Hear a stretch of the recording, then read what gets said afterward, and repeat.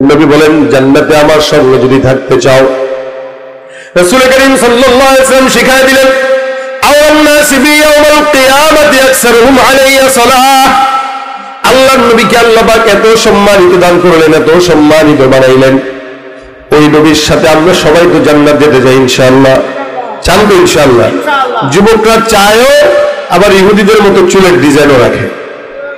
নবীর সাথেও জান্নাত চায়, আবার ইহুদি নাসারার মতো পোশাকও পরে। দেখলে মনে হয়, বুঝাই যায় ওই যে আর্জেন্টিনার সাপোর্টার, ওই যে ব্রাজিলের সাপোর্টার। না, আমি ওদিকে দেখাইতেছি না, বললাম জার্সি পরে বুঝা যায় যে আমি আর্জেন্টিনার লোক, জার্সি পরে বুঝা যায় আমি ব্রাজিলের লোক, অথচ সুন্নাত পরে বুঝায় না যে আমি মুহাম্মদের লোক। এটা বোঝানো দরকার ছিল, আমি কিন্তু মুহাম্মদের লোক না, আমি আওয়ামী লীগের। এখন আর কয় না, এখন সাহসও নাই। এক সময় দাপট দেখাইছে না, সাহস নাই। তখন যদি ওই দাপটটা না দেখায়, তখনও যদি বলতো না আমি মুহাম্মদের লোক, কি বলেন, আমি উম্মতে মুহাম্মদী, তাহলে দল যাক আর আসুক আমার কোনো যায় আসে না, আমার সম্মান আজীবন এক নম্বরে। কিন্তু দলের পরিচয় নিয়ে বড় হবে যে আমি আওয়ামী লীগ, আমি বিএনপি, আমি অমুক তমুক, এগুলো নিয়ে বড় হবে। এক দল যাবে, আরেক দল আসবে, তখন মারি খাবেন, মারি ছাড়া উপায় নেই। আর দল থাকবেন মুহাম্মদের রাসূলের উম্মতের দল। যেই দল আসুক আর যেই দল যাক, সম্মান ছাড়া অন্য কোনো কিছু আপনার কপালে থাকবে না। ভাইরা আমার, দেখেন নবী বলেন, জান্নাতে আমার সঙ্গে যদি থাকতে চাও, এলাকার মধ্যে এমন কোন আলেম যদি থাকে, আপনি কোন একটা জায়গায় গেলেন, কেউ জিজ্ঞাসা করলো, ভাই তোমার বাড়ি কই? নোয়াখালী। কার এলাকায়? অমুক হুজুরের এলাকায়। আরেকজন এসে কয়, ভাই আপনার তো অমুক হুজুরের এলাকায়, আমার তো ওই হুজুরের 2 বাড়ি পরে আমার বাড়ি।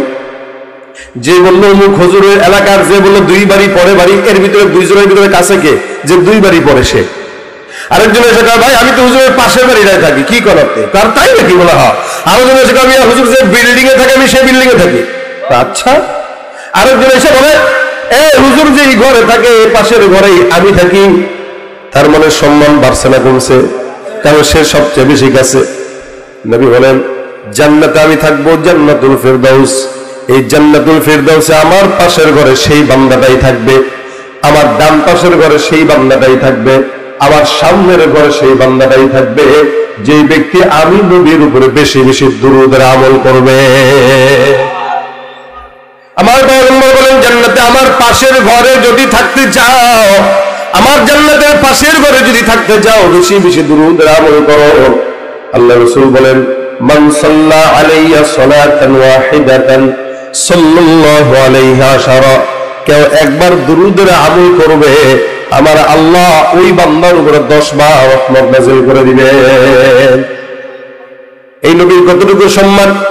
আমার আল্লাহ ডাক দিয়া বলেন, ইন্নাল্লাহা ওয়া মালাইকাতাহু ইউসাল্লুনা আলান নবী ইয়া আইয়ুহাল্লাযীনা আমানু সাল্লু আলাইহি ওয়া সাল্লিমু তাসলিমা। নিশ্চয়ই আল্লাহ আর আল্লাহর সকল ফেরেশতারা ওই পয়গম্বরের উপরে রহমত বর্ষণ করে। তার মানে আল্লাহ নিজেও পয়গম্বরের উপর রহমত বর্ষণ করে। সুবহানাল্লাহ। আল্লাহর ফেরেশতারাও পয়গম্বরের উপর রহমত বর্ষণ করে। হে মুসলমান, এই জন্য আল্লাহ পাক রব্বুল আলামিন আপনার আমার উপরে, রাসূলের উপরে দুরূদের আমল করাটাকে ওয়াজিব করে দিয়েছে। যে ব্যক্তি বেশি বেশি পড়বে, নবীর সঙ্গে জান্নাতে থাকবে। আল্লাহ পাক রব্বুল আলামিন বলেন, সমস্ত আসমান আর জমিন ফেরেশতারা মিলে আমি আল্লাহ সহ পয়গম্বরের উপর রহমত বর্ষণ করি। নবীর সঙ্গে মহব্বত হওয়ার সবচেয়ে বড় আমল আল্লাহর নবীর উপরে বেশি বেশি দুরূদের আমল করা। এই জন্য হাতের কাজ আছে, পায়ের কাজ আছে, জবানের কোনো কাজ থাকে না। যখনই সময় হয় জবান দিয়ে একটাই শব্দ উঠায় দেব, আল্লাহুম্মা সাল্লি আলা মুহাম্মদ, আল্লাহুম্মা সাল্লি আলা মুহাম্মদ, আল্লাহুম্মা সাল্লি আলা মুহাম্মদ।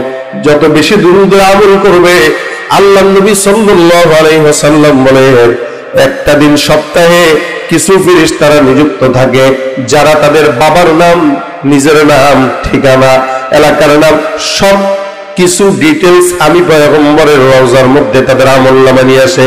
যেই ব্যক্তিটা 100 বার সপ্তাহে পড়বে, ওই ব্যক্তির 100 বার নাম আমি পয়গম্বরের রওজায় আসবে। আপনি 100 বার পড়লেন, রাসূলের কাছে 100 বার আপনার আমলনামা চলে গেল। নবী আপনার নাম দেখবে, রে আব্দুর রহমানের ছেলে আব্দুল্লাহ আমার উপরে আজকে 100 বার পাঠাইছে। আল্লাহ, এই ব্যক্তির তো সুপারিশ অবশ্যই করতে হবে।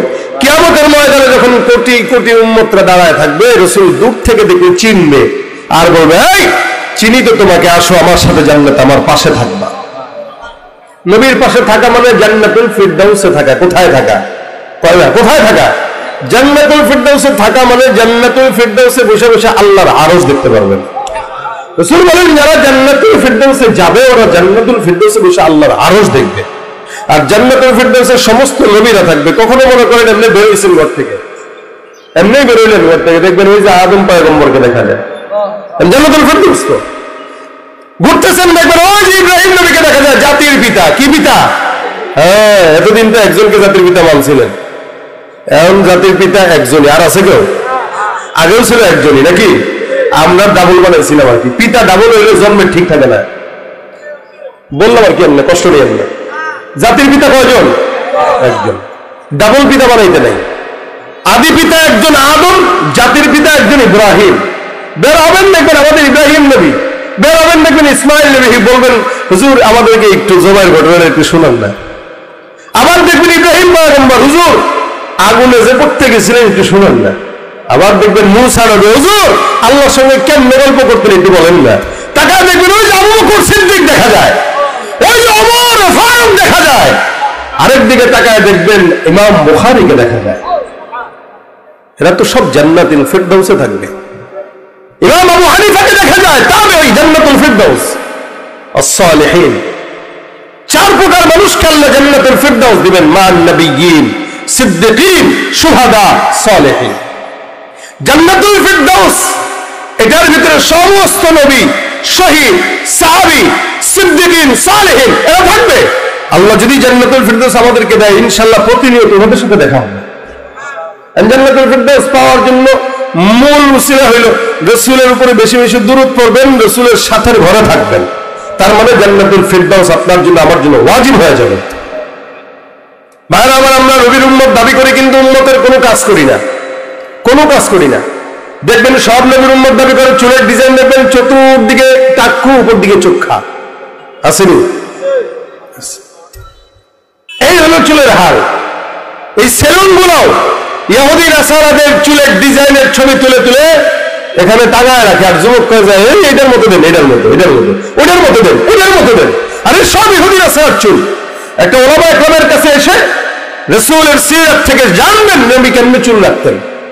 ওই চুলের ডিজাইনে নিজে চুল কাটবেন, কেটে ছবি তুলবেন, তুলে টাঙায় রাখবেন, আর লিখে রাখবেন এখানে রাসূলের সুন্নাহ মোতাবেক চুল কাটা হয়। কি হইতে পারে না? একটা সেলুনে তো এরকম করে না। আপনি একটা সেলুন করে দেখেন না। নোয়াখালীর তো আলহামদুলিল্লাহ, নোয়াখালীর জমিন হচ্ছে ইসলামের ঘাঁটি। আমরা সারা দেশে বলি ইসলাম আসছে নোয়াখালীর থেকে। হাফিজজি হুজুর যদি না আসতো, বাংলার আনাচে কানাচে ইসলাম এভাবে বসতো না। হ্যাঁ ভাই, আমার রক্তের সাথে নোয়াখালীর রক্তের সম্পর্ক আছে। আর আমার দাদা এখান থেকে হিজরত করে গেছে যশোর মাগুরায়, আমার শ্বশুর এখান থেকে হিজরত করে গেছে কুষ্টিয়ায়, ওখানে যারা তারপরে মাদ্রাসা করছে, ইসলামের প্রচার ওখান থেকে বাতি জ্বালায় দিছে। এভাবে এক একজন ওলামা একরামরা নোয়াখালীর থেকে ইসলাম নিয়ে গোটা বাংলাদেশে ছড়ায় গেছে। সেই নোয়াখালীতে যুবকেরা ইহুদি নাসারার মতো চুল রাখবে, লজ্জা লাগার কথা, লজ্জা লাগার কথা। এত ইসলামের ঘাঁটি নোয়াখালীর জমিন, ওলামা একরামের জমিন। এই জমিনে তো আমরা দেখেছি প্রত্যেকটা পুকুর পাড়ে যেভাবে ঘাটলা দেওয়া, অন্য কোন জেলায় এরকম ঘাটলার পুকুর দেখা যায় না। আমি কি ভুল বললাম আপনাদেরকে? ঘাটলা দেওয়া এখন আছে কিনা জানি না, আছে। গোসল করে একই পুকুরে নারী পুরুষ কেউ কাউকে দেখে না। বাড়ির পুকুরের নারীরা বাড়িতেই গোসল করবে পুকুরে, কিন্তু ওপারের মানুষ কেউ দেখে না। এটা হলো নোয়াখালীর সিস্টেম। নোয়াখালীর মহিলারা এক সময় এরকম ছিল, বাংলাদেশে অন্য জায়গাও ছিল, কিন্তু এই জায়গাগুলোতে বেশি ছিল। ছাতা নিয়ে বেরোইতো, হয়তো কেউ পরপুরুষ আসতো তো ছাতা ফুটায় দিত, ফুটায় সামনে রেখে দিত যাতে চেহারা চওড়া দেখে। কেউ পরপুরুষ দেখতেছে, সাথে সাথে মসজিদের আড়ালে লুকায় দিত।